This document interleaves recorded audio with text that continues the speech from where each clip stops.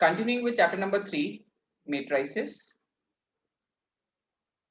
Date today is 10/6/2021.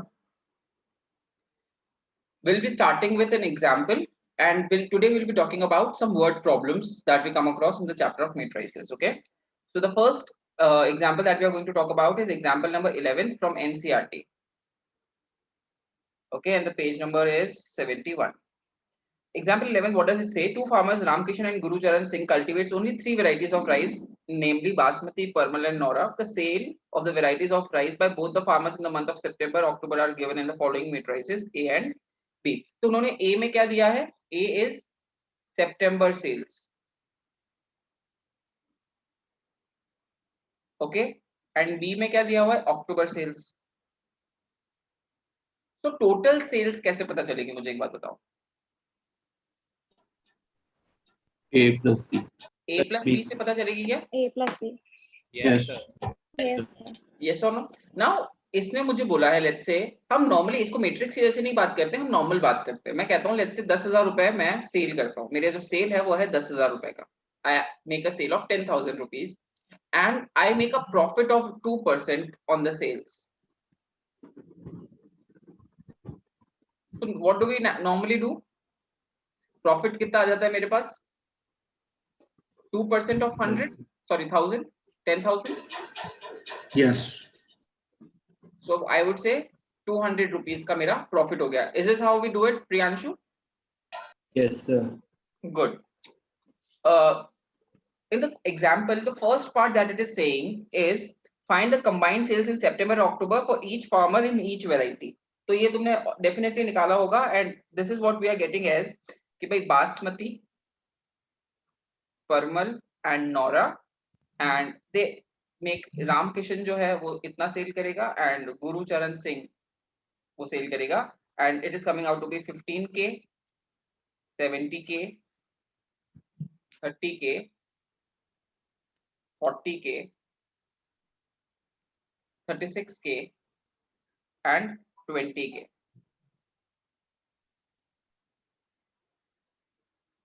कोई problem? No, sir. सबको बात समझ में आती है? No, A का मतलब क्या होता No, है? sir. Now वो सेकंड पार्ट पूछता है what is the decrease in sales from September to October. सितंबर में सेल्स ज्यादा थी, अक्टूबर में कम थी, तो कितना कम हुआ है सेल्स? तो मैं सितंबर माइनस अक्टूबर कर दूं क्या? Yes, sir. Yes, sir. मुझे समझ में आ जाएगा कि क्या हो रहा है, कि कितना कम हुआ है.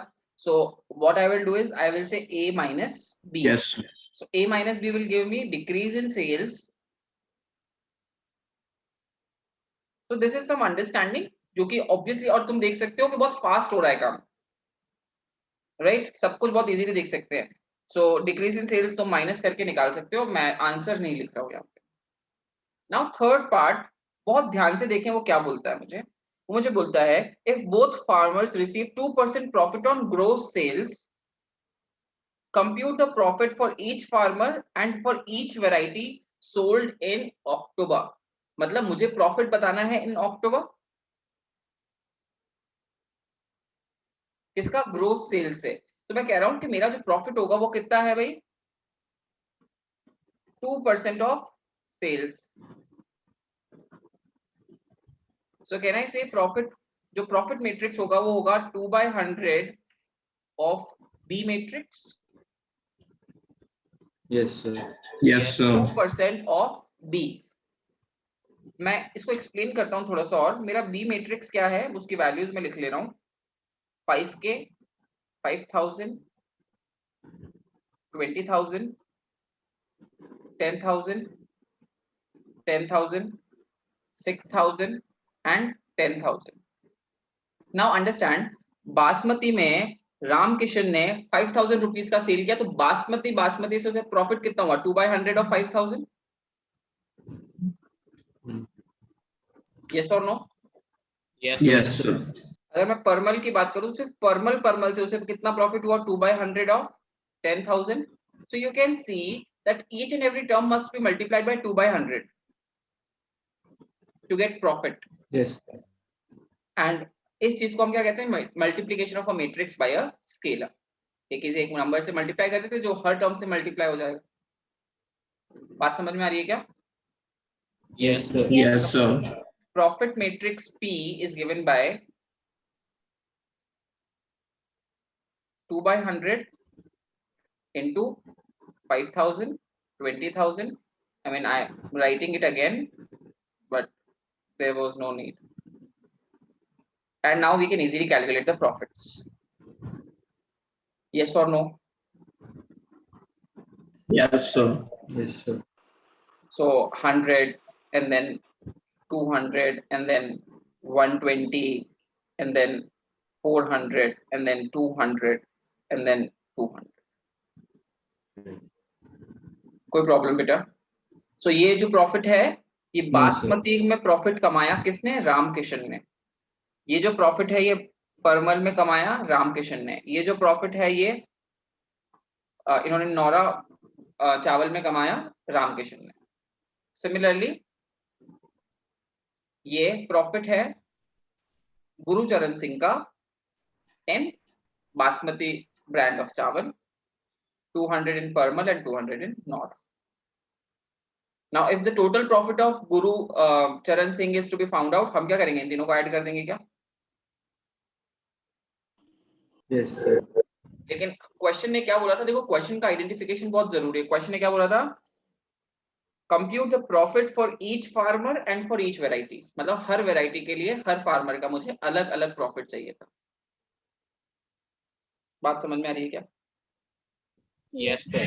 तो मेरा आंसर ये सही है। तो very easy question, very easy understanding. I hope सबको समझ में आता है। Now continuing with the same concept, let's move ahead. Let's talk about question number 19 from exercise 3.2।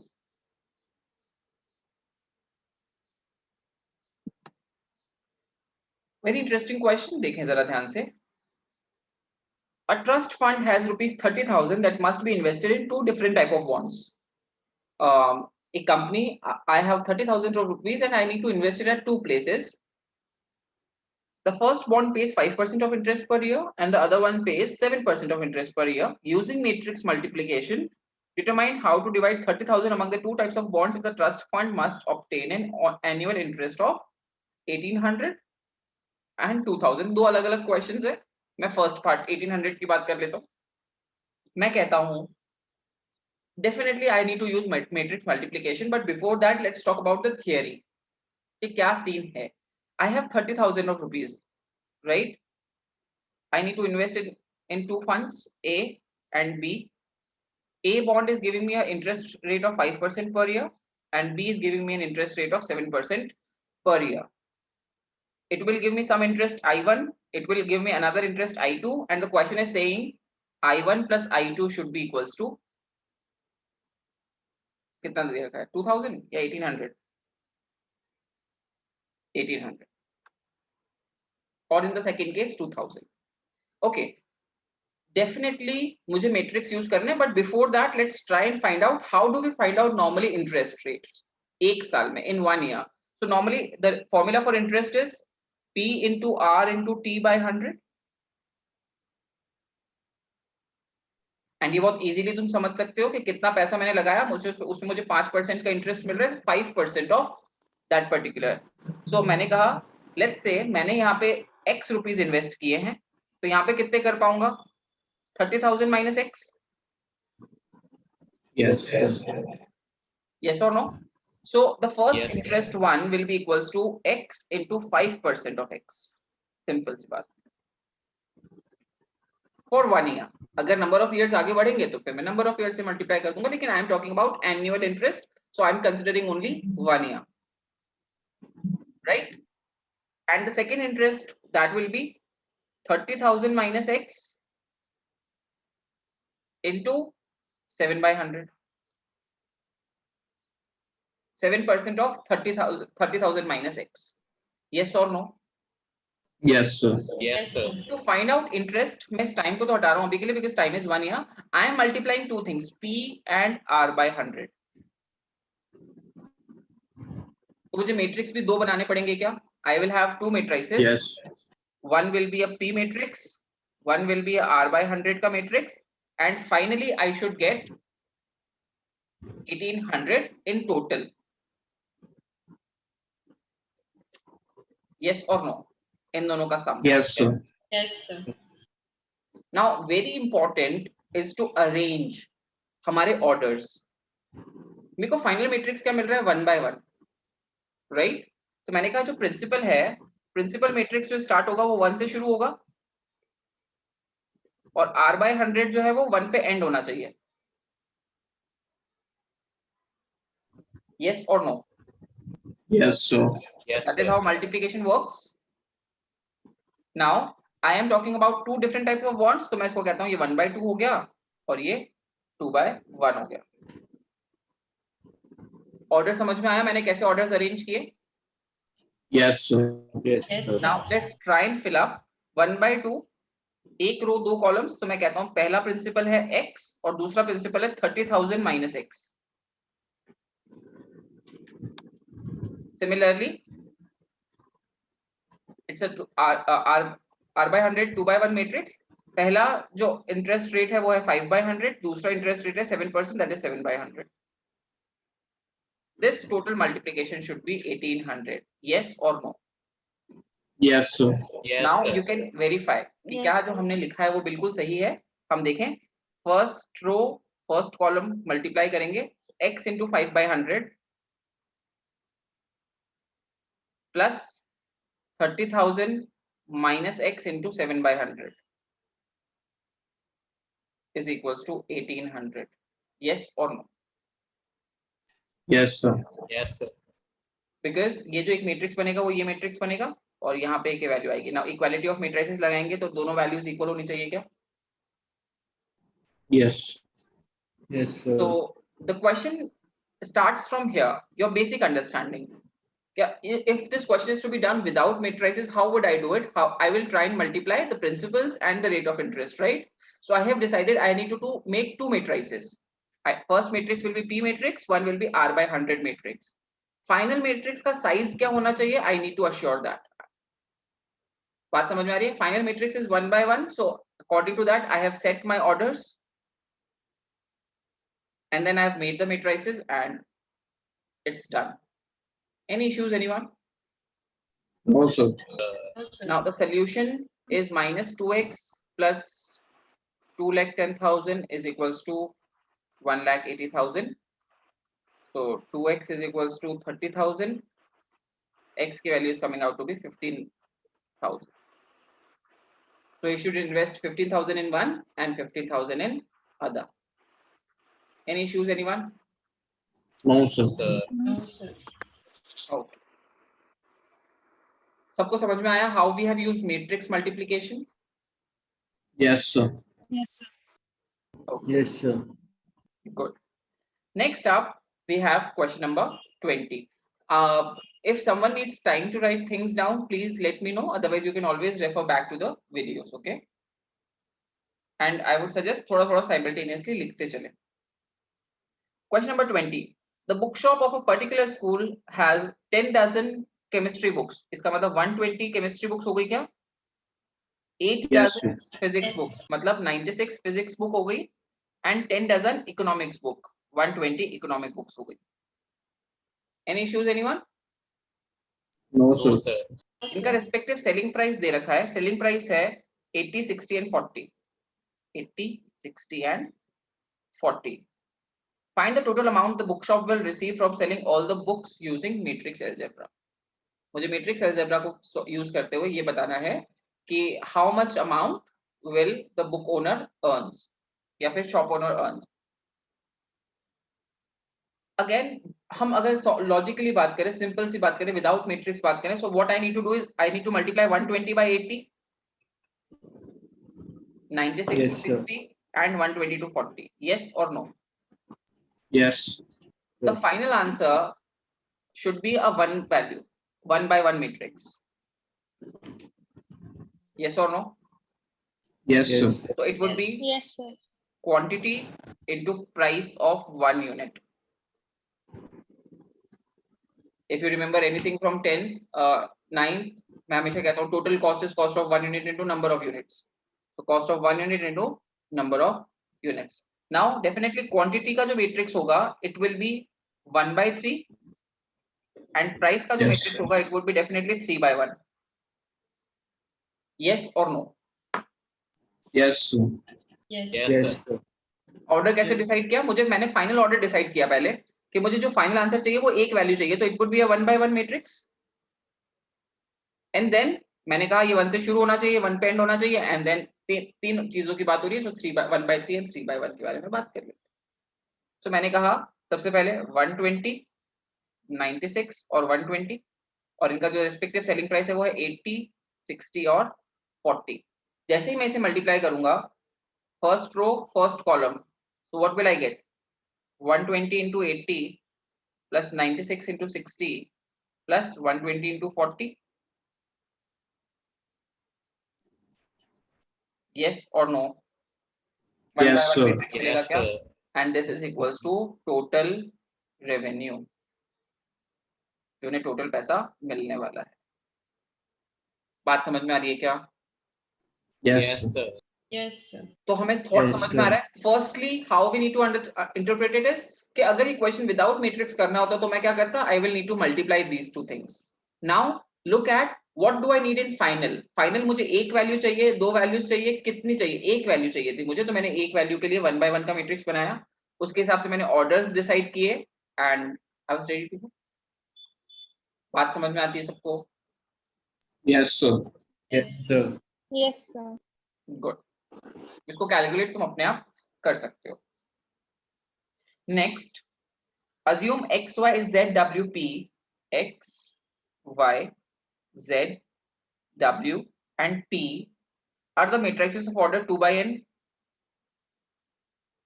3/k, 2/p, n/3 and p/k. Respectively, choose the correct answers in the exercises 21 and 22. So let's talk about question number 21. What is the question? Say the restriction on n, k and p so that py plus wy will be defined. Py plus wy defined होना चाहिए. Okay, defined होने के लिए p और y मल्टीप्लीकेबल होने चाहिए, w और y मल्टीप्लीकेबल होने चाहिए, और फिर ये दोनों को ऐड कर सकते होने चाहिए. यस और नो? Yes, sir. तो मैं कहता हूं p का ऑर्डर क्या है? p/k, और y का ऑर्डर क्या है? 3/k. तो फर्स्ट थिंग, इसके नंबर ऑफ कॉलम्स इसके नंबर ऑफ रोज के इक्वल होने चाहिए क्या? Yes, sir. Yes, sir. तो k की वैल्यू 3 होनी चाहिए क्या? Yes, sir. Yes. यस और नो? Yes, sir. सबको Yes, समझ में आ रही है बात? Yes. Yes, sir. w का ऑर्डर क्या है? n/3, और y का ऑर्डर क्या है? 3/k. तो ये तो ऑलरेडी इक्वल है, कोई प्रॉब्लम नहीं है. No, sir. नाउ जो py का ऑर्डर आ रहा है, वो py का ऑर्डर क्या है? p/k फाइनल प्लस wy का फाइनल ऑर्डर क्या आएगा? n/k. यस और no? Yes, sir. Yes, Yes. sir. Yes, sir. किसी को भी तकलीफ समझने में? यहाँ का पहला लास्ट, पहला लास्ट. आई होप क्लियर है. अगर इन चीजों में प्रॉब्लम है तो just go back to the matrix multiplication वाली class, you will get the proper understanding, क्योंकि हमने उस समय ऑर्डर्स के बारे में सारी बात की थी. Right now, Yes, sir. Now these two matrices add हो सकते हैं, ये दोनों मैट्रिसेस, तो इनके ऑर्डर सेम होने चाहिए क्या? Yes, sir. क्योंकि मैट्रिक्स तभी ऐड हो सकते हैं जब उनके ऑर्डर सेम हो. तो मैं कहूंगा अच्छा देखो, k और k में तो कोई प्रॉब्लम नहीं है, ये जो p और n है ये इक्वल होने चाहिए. तो क्या रेस्ट्रिक्शन है भाई मेरे ऊपर? दैट k की वैल्यू तो 3 होनी चाहिए एंड p की वैल्यू n के इक्वल होना चाहिए. बात समझ में आ रही है क्या? Yes, sir. Yes, Yes, sir. sir. Next question number 22. 22 क्या कहता है? n is equal to p है, तो 7x माइनस 5z का मैट्रिक्स बताओ. तो मैं कहता हूं 7x का ऑर्डर वही होगा जो x का ऑर्डर होगा. Yes, sir. 7 तो मल्टीप्लाई क्या होता है? हर एक एलिमेंट से मल्टीप्लाई हो जाता है, तो ऑर्डर में तो कोई चेंज आता ही नहीं है. माइनस 5z का ऑर्डर क्या आएगा जो z का ऑर्डर होगा? यस और no? Yes, sir. Yes. Yes, तो sir. मैं कहता हूँ ये दोनों ऑर्डर्स क्या होने चाहिए? अब दोनों मैट्रिक्स सब्ट्रैक्ट हो रहे हैं तो दोनों के ऑर्डर सेम होने चाहिए, तो मैं कह रहा हूँ 2 और 2 तो इक्वल है ही, n को p के इक्वल होना चाहिए, और ये ऑलरेडी गिवन है क्वेश्चन में।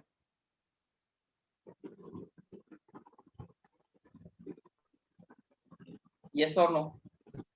Yes, sir. Yes, sir. Yes, sir. चलो मुझसे वो फाइनली पूछता है 7x माइनस 5z का ऑर्डर क्या होगा? या तो 2/p होगा या इसको 2/n लिख दो, क्या फर्क पड़ता है? क्योंकि n और p तो इक्वल है। Yes, Yes, sir. sir. Yes, sir. तो मैं क्या कहूंगा? Answer is B option. Yes. तो ये जो चीज Yes, आती है वो sir. सारे के सारे हमारे ऑर्डर से रिलेटेड, जो भी हमने अलजेब्रा में ऑर्डर्स लिखे थे उसके बारे में बात कर ली इन लोगों ने।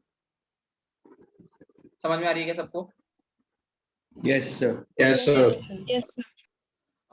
Was not a difficult question at all. Easy सा question है. Your basic understanding comes into picture. Now, let's move on to the next operation on matrices. And हम आज नया topic शुरू कर रहे हैं. So we are talking about transpose of a matrix.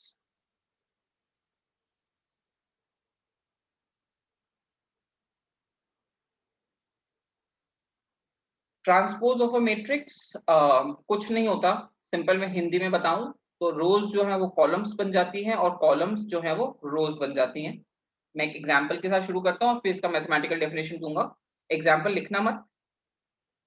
ए है लेट्स से 2 4 1 3 -1 0, तो ए ट्रांसपोज क्या हो जाएगा? 2 1 -1 4 3 0। The first row becomes the first column, the second row becomes the second column. I hope everyone is okay. Yes, sir.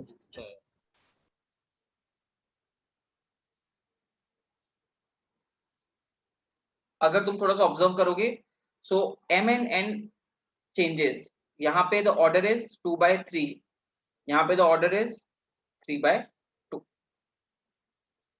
Yes or no? Yes, sir. Yes, If you will sir. see, what here is A12, here it will be A21. Yes, sir. Yes, sir. Yes or no? यहाँ पे A12 1 था, यहाँ पे A21 क्या आएगा? 1 आएगा। यहाँ पे A23 और यहाँ पे A32 इक्वल होने वाला है। देख लो, A23 यहाँ पे 0 था और यहाँ पे A32 0 होगा। यस और नो? Yes, sir. सो हमारा Yes, I sir. जो है वो J बन जाता Yes. है और J जो है वो I बन जाता है। I J एक्सचेंज हो जाते हैं। यस और no? Yes, sir. Yes, sir. Yes. Good. So मैं इसको अगर लिखूं mathematically definition, so if A is equals to, देख लो एक बार, Aij m/n, then A transpose is equals to Aj n/m. Yes or no? Yes, sir. तो अगर directly ये मैथमेटिकल डेफिनेशन देखते हैं तो थोड़ा अजीब लगता है, लेकिन ये है बहुत आसान। बात समझ में आ रही है क्या? Yes, sir. Yes, sir. Yes. Good. Good. Now, what can we do with this? Normally, questions बहुत easy हैं इस पर्टिकुलर एक्सरसाइज के, लेकिन इसके अंदर एक बहुत इंपॉर्टेंट कॉन्सेप्ट आता है, तो वो हम लिखते हैं फर्स्ट पॉइंट। ये तो डेफिनेशन हो गया।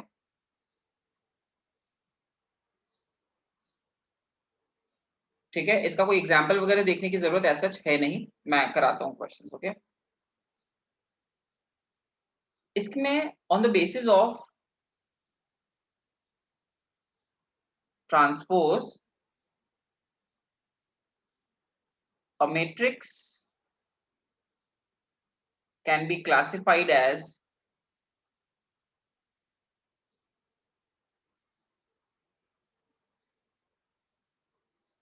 symmetric, second skew symmetric.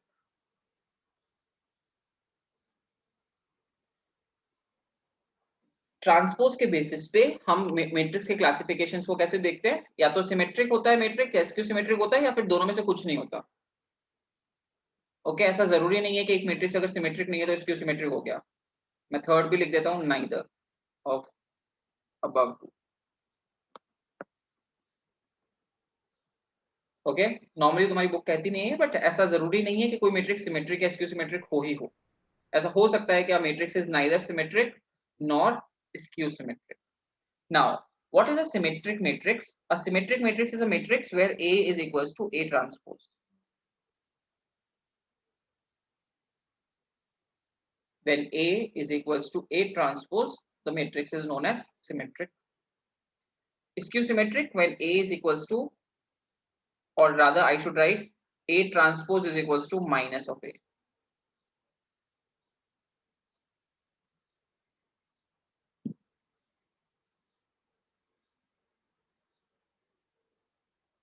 बात समझ में आ रही है क्या? Yes, sir. Yes, sir. Yes. Examples. मैं कहता हूँ let's say A is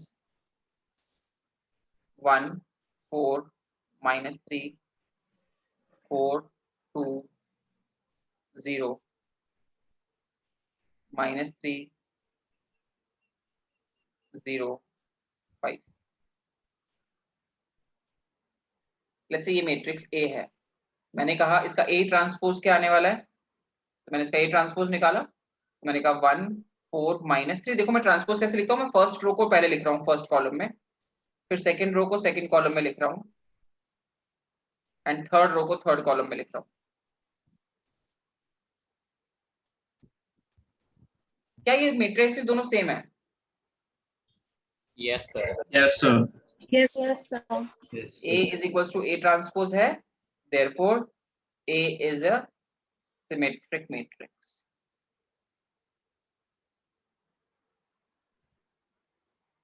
कोई प्रॉब्लम?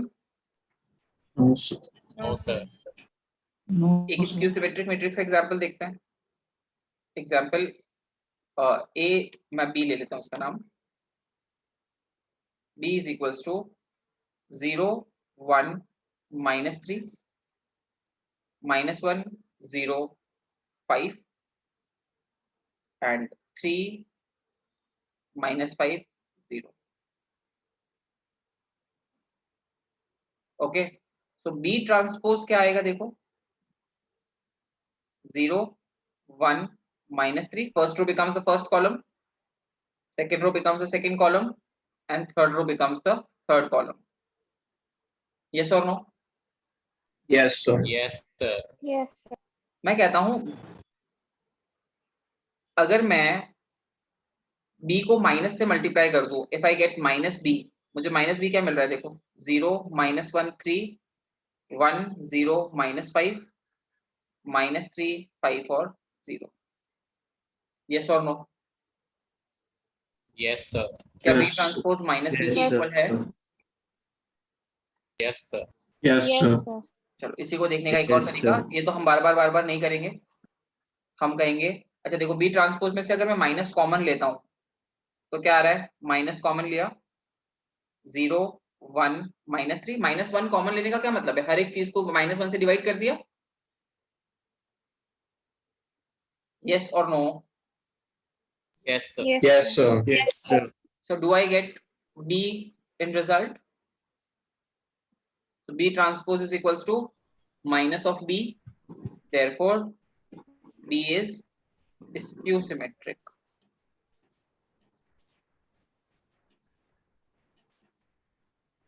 ठीक है क्या? Yes, sir. Yes, sir. Yes. Yes, sir.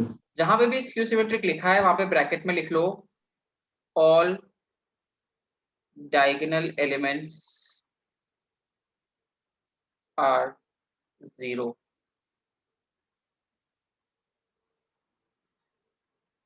If a matrix is a skew symmetric matrix, its diagonal elements must be equals to 0.